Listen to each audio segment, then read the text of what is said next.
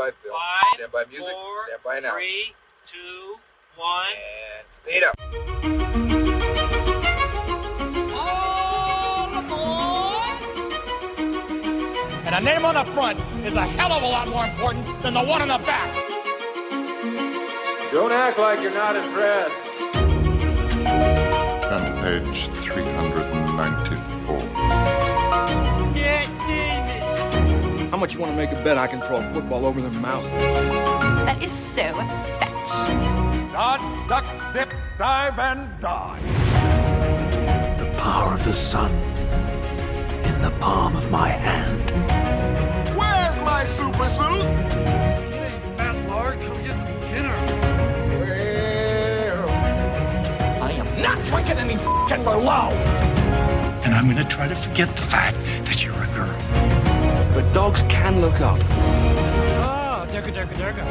You tell me what I saw this woman! This is the Polar Express! All right, well, welcome one and all to our very special end-of-year awards episode of 20 Years, 4 Beers. We are a podcast dedicated to rewatching movies from at least 2 decades ago, while simultaneously enjoying a minimum of 4 modern beers. My name is Steve, and this is my big brother, Tim. and we are coming to you from Minneapolis, Minnesota. We come to you after recording our final full episode on the films of 2004, where we covered the Best Picture winner, $1 Million Baby. And as usual, we follow that up with a special happy hour, where we will discuss our favorites from this past year. We will be discussing our top beers in a variety of categories, as well as our favorite performances, screenplays, and overall film. We may even discuss our least favorites as well, and I think I have... Do you have yours? Okay. Yeah, I do. Yeah, cool. But first, we start with Drinking Buddies. Come on, not my We are not covering the Drinking Buddies in the usual way, just discussing the beer that we are having now. So, Tim, what are we enjoying? Or hopefully. I was Hopefully enjoying. Ooh, I hope so. I wanted to finish out the year with the one I've been waiting on for a little bit that never quite fit into an episode, but I was like, you know what? Let's try it. So out of Door County, Wisconsin, Sure. the Peach Barn Farmhouse and Brewery, which is one of just truly my favorites. Yeah. I think they nail out of the park with their sours. This is their Highway Cherry Sour. And Highway 42 Cherry Sour. Sure. If you are Makes familiar a with Door County, they are very much about the cherries they make there. Or grow there, I should say. I like this one. It's like a 4.25 out of 5. They make them. They make them. It's just a solid, a lot of sours or other stuff. They put too much fruit in it. This is a nice sour bite to me. And the cherry is really, really solid, but somewhat subtle as well. It's not overpowering or sugary. So I like this one a lot. So yeah, I brought it back and I was like, we're going to hold on to this one. Have you had this before? Yeah. Yeah, I had it back in November when we went to the back. Yeah. What's the ABV on it? Is it 6%? Nice. Yep. Right? It's got a little bite to it. And it's again, like all sours, you got to share it. But we had one over Christmas. It was a blackberry, raspberry, or whatever. And that was more smoothie-ish. It's fine. I like this. Just a very clean. Yeah. Smoothies have to be... I haven't had a good smoothie sour in a while. Yep. We had one a little bit I'll probably talk about with ice cream and that kind of stuff. You just kind of go, oh, okay. But yeah, this is really solid. The cherry comes through enough without it being overpowering. Yeah. It's just cherry is the flavor. Yep, just cherry. Yep, cherry sour. Well done. Nice. Very good. I like just it. for the win. All right. All right, so we begin with our look back at the year of beer, and we call these awards our Viceni Ales, a play off of the Latin Vicennial for 20 years. How this will work is we have 5 categories: IPA, stout or dark, sour, specialty beer, and other. And then we also will. Do you have a worst beer? I do. I do as well. So we'll have that as well. To clarify, the other beer category can be almost anything, really. It just allows for ciders or other IPAs or whatever. So we begin with our IPA category. Tim, what do you got? Looking back through the year that we had, I was most impressed with Surly's Raging Furious IPA. Me too. That's Right? what I have. Yes. I feel like it was a bit of a weak year for IPA It was. for us. We've had some now in each of the first few years. We always had like the 120 minute or that. Yes. So there was always that bellwether. But yeah, I was looking through the IPAs, and we often have a lot of them, hazies Yes. or whatever, doubles, triples, Anything. That beer was outstanding. Yes. I'm not even going to say it was the highest rated beer of my year because I don't track them. The one thing in almost 5 years now I regret is I don't have ratings for literally almost any beer we've had. Sure. We've had literally like 500 beers. Over 500, and yes. No, I don't have ratings for them. I agree. I had the Raging Furious double IPA was outstanding. It's better than the Furious. Yes. I wish they would do that more. And I think better than the Axeman or even Double Axeman. Did you have that? The double Axeman? Yeah. It's good. Okay, yeah. We've had in years past. Oh, have they? Yeah. I don't know if I've ever had it before. Oh, yeah. I had it this year. Yeah. And I really enjoyed it. It's good. Yeah. But something about the Double Furious was Yeah. like, ooh, damn, Yeah, that's probably their second best IPA because I love, obviously, Yes. right. I was almost going to call it Insurrection. Abrasive. Abrasive. Oh, God. I That's, know. Yeah. Insurrection. But yeah, I also was like, oh, Surly? Really? I know. Well, I have a couple of those on here. Well, not Surly, but a couple. I'm like, oh, really? Am I going to pick this one? All right. So stout and dark. I will go. This was an easy one for me when I looked back at the list. Yeah. For me, it was Worthy Adversary Imperial Stout out of Fulton Brewing Company. I had the same. We 2 for 2? Well, Yeah. it's like a 1A to 1B for I me. know, right? I also had War and Peace Coffee The War and Stout. Peace is right there. It's like you take a great beer, like Worthy Adversary, and you know what we're going to do? We're just going to add some coffee in it. Yeah. And it's so, I'm so happy you got those from the brewery. know, and when they so good. Speaking of Fulton, when they re-released their few beers recently, and they re-released their, I can't remember what it's called. It was Insurrection. Now it was like 301. Oh yeah, something like that. Or $2.99. They only released it in the tap room. Yeah. So I couldn't find it. But yeah, they re-released this, and it was like, yep. I went down there. I was like, I'm getting it. Doing I it. think you text me. I'm like, should I have? Yes. You want to? Yes. Buy it right now. The answer to that is always yes. Yes. No, All right, it's good. I bet we're different on this one. So what do you got for sour? We'll see. I have the Vale Yellow Lambs. That was during. That's the exact one I have. We're 3 for 3. I mean, I know. You look back and you're like, that was so good. It was so good. It was unreal. The Yellow Lamb. I actually kind of had forgotten about it, and I was looking back through the list, and I was like, oh. What? It's like Miracle, I think it was. It was early in the year. Yeah, I think that's when we had it. Yeah. God, it was good. And that was such a standout. So yes. God, it was good. I think a nice shout out to Mortalis Brewing. Their options that they had, like a strawberry daiquiri. Almost everything. Like, yeah. Another solid Yep. sour Last options, year, yeah. I think Mortalis, when I was going through my notes, and I was like deleting out last year's file, I think Mortalis was my favorite sour of the year before. Ooh. It was like, oh, all right. All right. Although that's the Veil, but yeah. No, that Yellow Lamb's like that lemon tart Yellow sour. Lamb lemon sour. God, it Yep. was good.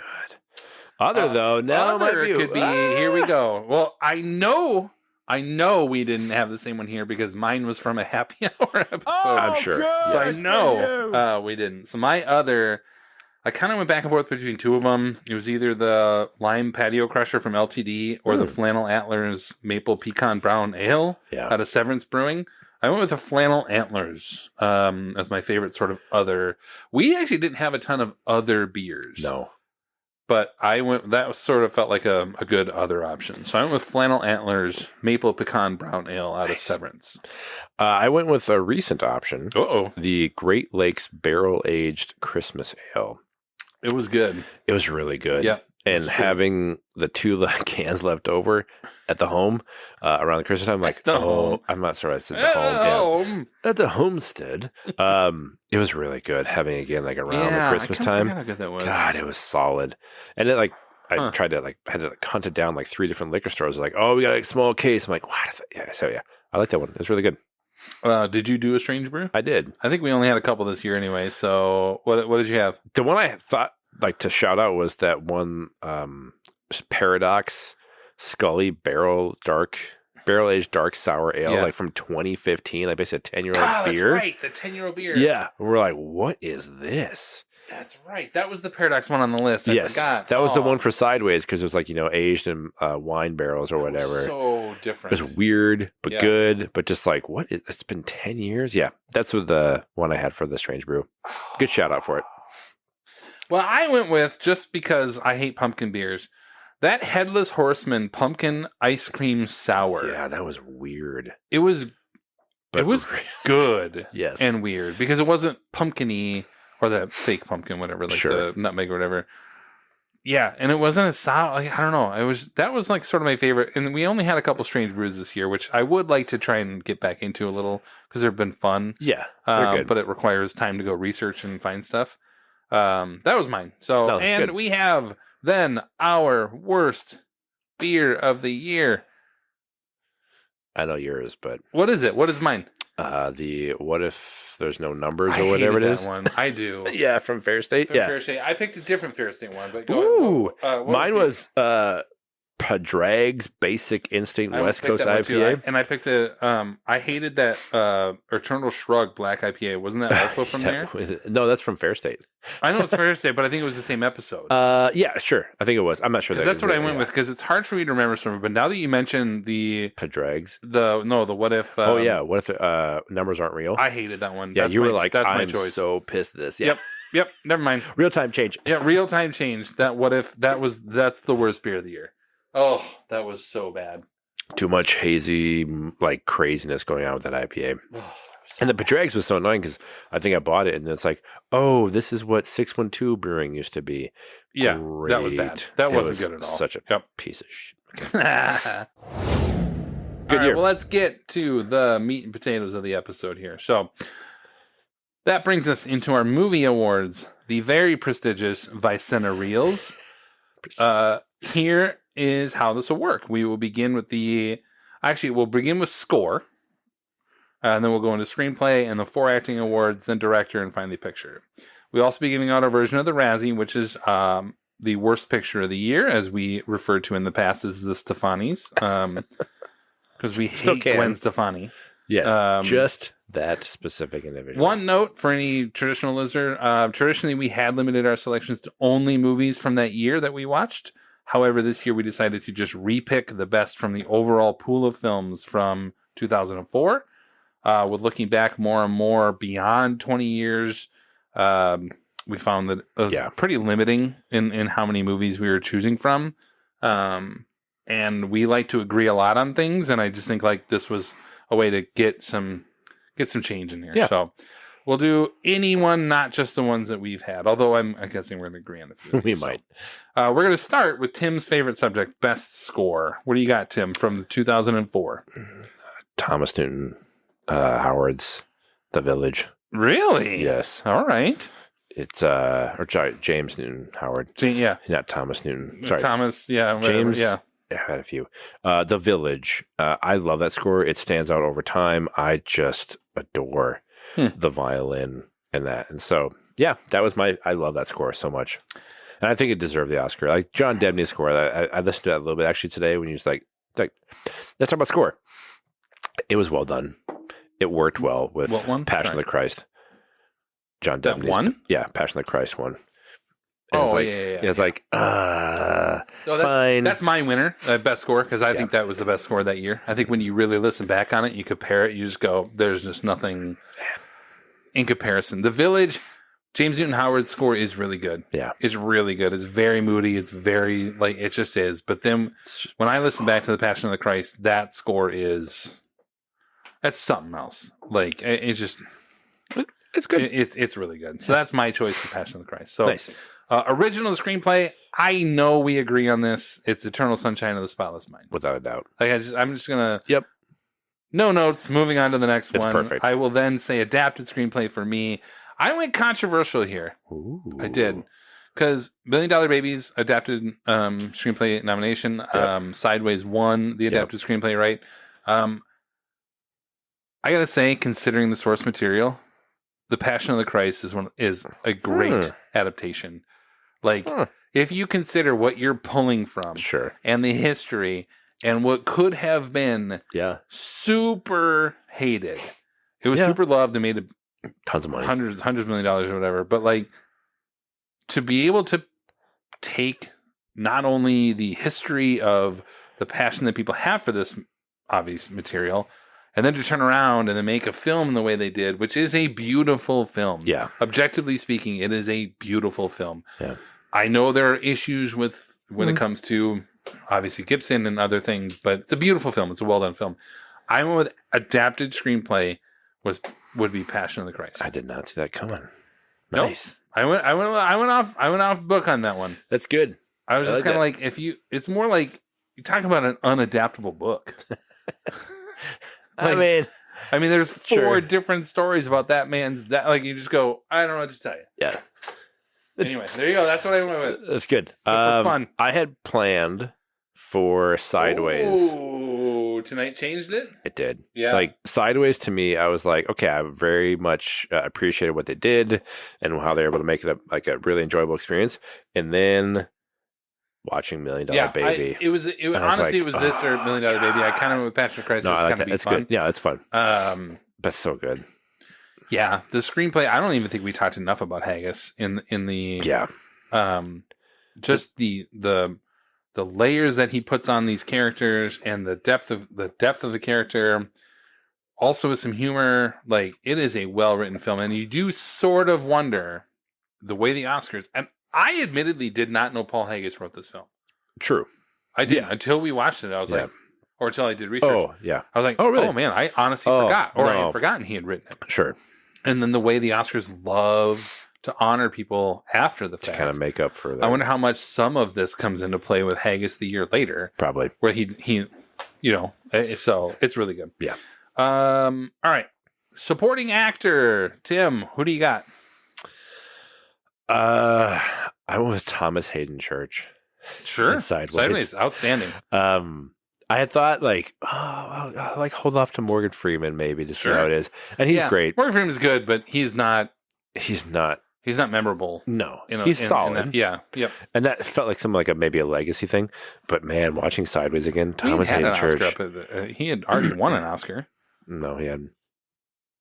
He won for what's the one, the Nelson Mandela one? But no, he hadn't won prior to this. He's got 2 Oscars. What's his second Oscar? I think it's for Nelson Mandela one. Oh, for Invictus? I think so. I think he did for Invictus. You keep researching. Well, you can keep talking. But about he was Thomas nominated Hayden for other ones. Church. But Thomas Hayden Church is so good. He is great. He's such an unlikable, really good. And it comes out of nowhere too. But yet, he's only got the 1 Oscar. Never mind. Really? I thought he had 2. Oh, there you go. Yeah, he's so good in Sideways, and not carries the movie, but is such a catalyst for all the things they outline, and yet still really caring towards Paul Giamatti. So yeah, that's why I went with. I liked him a lot. So I went with Jamie Foxx out of Collateral. Ooh, nice. I did, and Art. Well, we'll get back to that in a little bit. Ooh, I went with all right. I looked at everyone else that year. Hayden Church is outstanding. Morgan Freeman was really good. Alan Alda was actually really good in The Aviator for his small amount of time he was in there. He was nominated for the Oscar as well. It wasn't a strong year of supporting actors. No. So it was easy to pick Fox, but he, as good as Cruise is in Collateral and everything else, but Jamie Foxx. And the hard part is he's really not even the supporting role in that. No, he's the first. He was nominated for. He's in every scene of that movie. Yeah. But the reality is also, Tom Cruise carries that movie too. So True. I went with, because of the way they put the categories, I went with Jamie Foxx. Nice. Collateral. That's good. So then, supporting actress, here we go. I went off script on this one as well. Me too. So I went with Sophie Okonedo from Hotel Rwanda. Ooh. She was up that year. Hotel Rwanda was one of my favorite films of that year, and I desperately considered passionately going for us to watch that movie. Yeah. That is a movie I will stand by. Again, talk about not rewatching the Baby. Sure. You cannot watch that movie more than once or twice. No, it's tough. But she, as the wife of Don Cheadle's character, is so good. And that movie is so powerful. It's wonderful. If you haven't seen Hotel Rwanda, obviously watch it. It's really good. But Sophie Okonedo for Hotel Rwanda was my choice for Best Supporting Actress. Nice. I went with the actress who won that year, Cate Blanchett. Yeah, Cate Blanchett. Yeah. Yep. From Aviator is outstanding. Yes. Yeah. She's so good. Yep. As Hepburn. But it's also a chance for me to shoehorn in a special shout out of her work in The Life Aquatic with Steve Zissou. Which we did not get to. No, but I watched it this week. Okay. Again, and it's absolutely underappreciated for Wes Anderson's work. Yeah. I don't know why it was maligned at the time. It's my favorite film of his, but she's really good in that as well in terms of the journalist and like she's great in everything. Yeah, I was like, tell me I think she's bad. Exactly. But I think she definitely deserved the Oscar. But yeah, for her work in The Aviator, that's what I went with. Cool. All right. Well, we're coming down to it. And Matt's over there like falling asleep on the floor. You're killing me, Smalls. I know. We've got what are we at? Best actor here. Yes. So best actor, Tim. What do you got? I had to go with Jamie Foxx. Yeah. For Ray. Just it is a glorified impression, so I'll give him somewhat that. That being said, it's so effortless and wonderful, and all the warts and all of Ray Charles, he was fantastic. The movie doesn't work without him. I agree. It's like it falls apart without him. Yeah. So I tonight changed this. But that being said, there was a close. I'm like, I had on my list. I have Jamie Foxx / Don Cheadle / Leo from Aviator because Leo's also outstanding in The Aviator. And then we watched $1 Million Baby, and then I initially had supporting actor, either Church or Fox. Or, I was kind of like I wasn't sure. And then Oscars fashion, I then went with Fox as supporting actor so that I could do this, which is obviously to give it to Clint Eastwood, who. He had an Oscar for director and picture before with Unforgiven, and then he did it again this same year. Yeah. But he's never won for acting.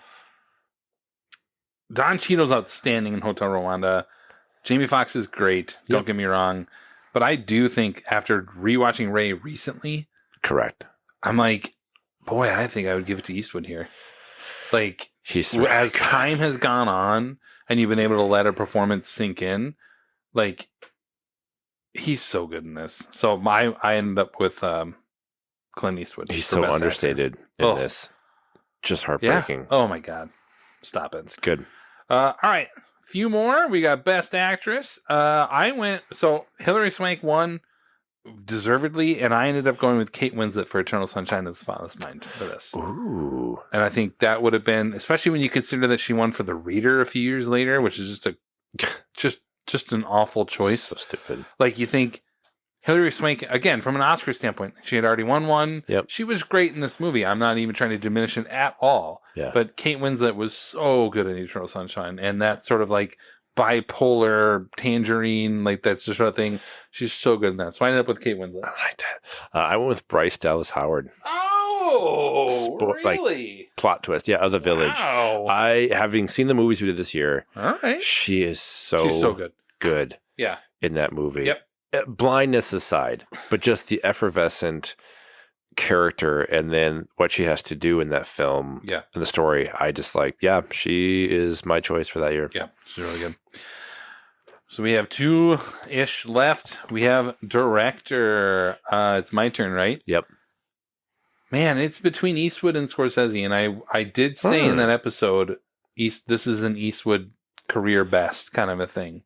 So the Oscar voter in me would have then gone with Scorsese for The Aviator, because I believe The Aviator is a better film than The Departed, personally. I think The Departed is overrated. It's really good. Yeah. I just think it's overrated for the hype. Yeah, I'll go with Eastwood for director. You kind of have to. It's maybe recency bias, but I'll go with Eastwood. I was struggling with it tonight as we were watching $1 Million Baby because I have a different choice. Ooh. But I was like, oh man, this is really good. Yeah. Solid direction for the film. So I'm going with Michel Gondry of Eternal Sunshine. Yeah. What he's able to accomplish in the practical effects and jumping through the storylines. Yep. And just how they were able to accomplish it. The creativity. Yeah. To me, I was like, yeah, that's my choice. Yeah, which I think they would have done. The Oscars likes to do that, where they reward creativity, or reward uniqueness. But I agree, Eastwood. God, it was like I was watching that, I'm like, God damn, it's good. It's really good. So we have, all right, here we go. We have our best Best picture. picture. Was you in a worst picture first or best picture? Let's do best picture. Okay. So best picture, I think, Tim, you may go first. I think it's no surprise for me. Eternal Sunshine of the Spotless Mind. Yep. I saw it 5 times in the theater that year. It is just a classic for me. $1 Million Baby, like, truly was a great one to watch again. Yeah. And just floored me again. But in terms of what I would ever want to see, and I truly think like a great encapsulation of story, all the elements involved. Yeah, Eternal Sunshine. Yeah, I think there's that sort of part of me that says best picture versus favorite picture. Sure. You know, where you kind of go, what's the difference? But it's not like $1 Million Baby is. I mean, it's a great film. Yes. But are we talking an all-time great film, or are we? You know what I mean? Like, we're not talking about, oh, this is my favorite film, and then we'll give it to this film that year or whatever. Yep. I have Eternal Sunshine as well. $1 Million Baby. It was between. Initially, it was between that Eternal Sunshine and The Aviator and $1 Million Baby, and then as we were watching the movie, I kind of like sort of was like deleting The Aviator off of my list. Click. But I think in the end, the most memorable film of that year, at least for our generation, for sure, is Eternal Sunshine of the Spotless Mind. Yep. All right, so then we have our Stefani, the worst. And I will say, we had a pretty, because we did more Very true. past We changed. films, and we will in 2005 as well. We didn't really have a lot of bad movies this year. No. So Matt, shut your ears because you like this movie. For me, Dodgeball is the weakest film that we watched all year. I think it's the worst film we watched all year. I just don't think. I already know what yours is, but Yep. Sure do. For me, Dodgeball is just like it's not. It didn't hold up well. It didn't age well at all. It's still funny. It's quotable, but it just doesn't hit the same way. But I think it was a good year for a film. Yeah. Until Tim speaks now. And you critiqued it really well. I remember listening to it and being like, yeah, like Vince Vaughn's character is pretty much gaslighting these women and like it's terrible. Yeah. No, Polar Express. It's just awful. I like Christmas. Don't get me wrong. I don't think you do. I do. I think you hate Christmas. To the point where I love it so much, I want to protect it from that piece of shit movie. Nope. It's just so bad. So yeah, that's my absolute, Stefani. It was the easiest thing for you. Like when you're making this list, you're like, well, I don't even need to worry about it. That was the first one. Done. I had to look back and just like look at the movies, and I was like, I don't really think. If the worst film you have is a Christmas movie about, you're just kind of like, oh, that was a pretty solid year, but not. It was not. Let's not pretend that 2004 was a good year in film. It was folks. not. It was not a good year in film. Well, that's moving into the next year. Bit of a teaser, but that's been fun for us. Like when we started this back in 2000. Yeah. We're like, or 2020, sorry. To jump back to 2000, we're like, oh, there'd be ample stuff for us to cover. And the first few years, yeah. And it's been funny seeing, like, I don't know if it's like a post. 2003, it kind of felt like, here we go. Iraq invasion. Yeah. Who knows what to, like, I was just like, this has been really weird. And then, yes, the year to come. And, so. It's even worse. So, well, we'll move on here. So, all right, then that brings us to brings our 2024 adventure to a close. Stay tuned as we will begin our foray into the movies of 2005, beginning with Kingdom of Heaven, obviously the director's cut, and Good Night and Good Luck. We also will be featuring a somewhat different year, as we will feature monthly themes where our films have a common-ish idea or a theme, and we also be taking a look back at more older films than in years past. So the films of 2000, 1995, 1990, and 1985 are on our docket. Not only because 2005 was garbage from a film, but also because we want to spend our time watching better movies and enjoying our time. I know it's fun when people when we crap on movies, but we also have to spend our time doing this. So we're playing loosey-goosey with the 20-year format. Yes. So this has been 20 Years, 4 Beers. Thank you for listening. Find us on the web via the metaverse of Facebook, Instagram, and Threads, and head to 20years4beers.com for more info. We want to say thank you for taking the time to listen and for clicking that like or subscribe button on your devices. Once again, this has been 20 Years, 4 Beers, and my name is Steve. I'm Tim. And thanks for listening. Thank you. That was so good. It was so good. It was unreal. Yep. Never mind. Real time change. Yeah, real time change. That's the worst beer of the year. Other though, no, Other could be. Here we go. All right.